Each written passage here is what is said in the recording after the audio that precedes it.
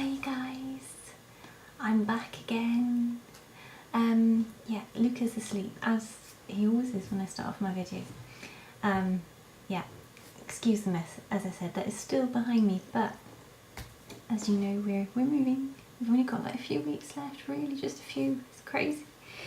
Okay, now, the Visara, hi, mentioned that I had not finished my breastfeeding or birth and breastfeeding series that I actually started in early June. Can you believe it? So long ago.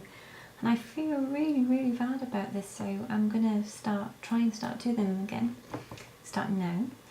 I'm a bit of a chicken on this topic really, because I did want to start the series anyway, and I did want to finish it, but I'm kind of scared to rethink it all and like put it all out there at times. So I kind of lost momentum, but I'm here again. I'm gonna have another go. Okay, we were up to my midwife had come in.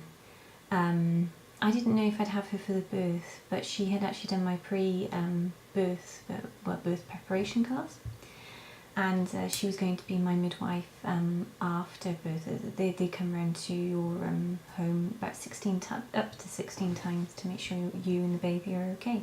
It's a great service. It's provided as part of the health insurance, general health insurance you have in Germany. It's all part of it, which is really good. Anyway, so she came into the contraction room, as they call it, Wehenzimmer, and that she'd suggested in her opinion, I should have some painkiller so I can sleep, relax and sleep and get some energy back. And that's when also I said, and it's hard to say this now, but it makes me aware of what kind of state I was in, how desperate I was. I said, I want pitocin. Well, I wasn't interested, as I said, so much in making the pain go away. I wanted some action, which is really hard and frustrating. And it's not just pain that can make a birth difficult. You just become so emotionally exhausted and physically exhausted, and it's just such a tax on you emotionally that you want something to happen. Basically, you want to meet your baby, and you want to feel like even if it takes a while, it will happen eventually. I'd reached this point where I thought, it's never going to happen. I'm never actually going to give birth to him. I'm just going to be here in this limbo forever, in this in-between. That's kind of where I'm never going to feel normal again, and yet I'm never going to see my baby. That's how I felt. So that's probably why I broke down and asked for pitocin, which I really... If you have to have it, it's different. I mean, no one said to me I have to have it. It was definitely my decision, so you can criticise that as much as you want, but I was desperate. Finally, I was, escorted into a actual birthing room then. Really nice rooms they have there to have your babies in at the hospital where I gave birth. And the sole fact of changing rooms, I felt like I was graduating from school or something. I was like, yay, they're letting me in. This means something. Doesn't mean anything.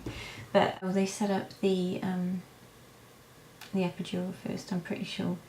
And they came in really fast with it, and they wheeled in all their equipment. Marco went a bit green when he was looking at all of it. They made sure I didn't see it, which is funny because I'm the one who would have been like, yeah, whatever about it. Because, I'm a first aider and my mum's a nurse, and I'm just not squeamish about stuff like that. And also with my mental state, I couldn't have cared less. They gave me the epidural. It took forever to get in. It didn't hurt or anything. And I was really chilled about it. They said I was the most chilled, controlled person. If I'm very quiet, that normally means I don't feel well. If I'm in real pain or if I'm really sick, I'll be very quiet and very still. So actually that was a sign of I felt really crap by that point, if I can be honest. And they had this new doctor, a new anaesthetist, you know, because it's a teaching hospital, they wanted her to practice on me, and I had this thing in my head like, oh yeah, because I trained to be a teacher, and I, you know, I had to be let loose on real classes whilst I was training, so I really understand what it's like for people training to do a job, and at some point you've just got to be let loose on classes and people if you're training to be a doctor, because otherwise you can't actually care for your first patient if you've never really once you become a doctor, if you've never really been let loose on anyone before. So I was like, oh yeah, sure, she can go ahead, you know, practice, whatever. And she took her time though, I've got to be honest, but I was really focusing on staying as still as I could for her, and because I really wanted her to learn. I was like, no, it's so important, she has to learn, everyone has to start some. She was under guidance, of course, the whole time from her boss and mentor, teacher, whatever. Yeah, so they got the epidural in. As I said, it took a long time. It's just a weird feeling. I mean, of course they numb your back to begin with, but it went the wrong way to begin with. It was actually going too much to the left side, and I felt this kind of pressure, weirdness spreading to the left side, and I alerted them to that, and then they pulled it out, the catheter out, and then reinserted it, I assume. No, it was alright, really. That's as much as I can remember. There's probably loads more, but that's as much as left in here. And then my midwife started up the pitocin, and she said basically it took them an hour to really get the epidural done and the pitocin running, and she said, well, you know, she said to my husband, you must be starving. They brought him in some food. He was ecstatic, poor guy, because he's a really skinny guy. He burns off calories immediately, so he needs to eat a lot, otherwise actually he will faint if he doesn't eat often enough. And yeah, so he had a meal, and they brought in this kind of unfolding bed for him to sleep on, and I fell asleep on the delivery bed, because they said that the best thing you can do is try and sleep for as long as your body and the pitocin or whatever will allow. And I do vaguely remember them coming back in every now and then. They turned off the lights. So they made the delivery room there really cosy. It's really nicely decorated anyway, it doesn't feel, not a hospital atmosphere at all. And turned down the lights, and I think there was music playing and a bit of candles, and it was just a whole peaceful atmosphere, and we were left on our own for I don't know how long exactly.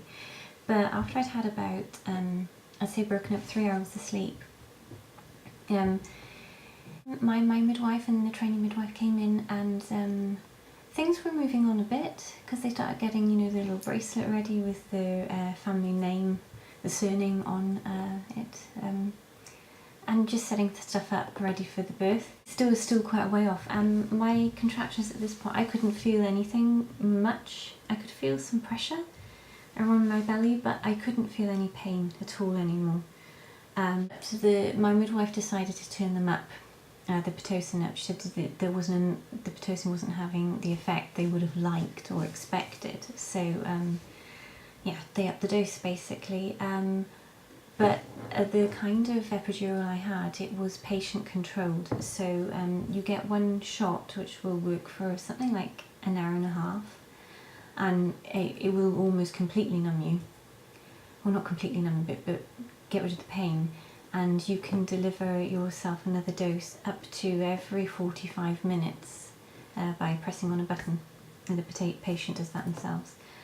I think I pressed it twice after that until Luca was actually born, because I was fine with, you know, getting the rest and everything, but I had this thing in my head, no, I want to be able to push him out, and I don't want to have so much of the painkiller actually in my system that I can't feel the contractions and feel what I'm supposed to do, feel what my body wants me to do. So I didn't really give myself much of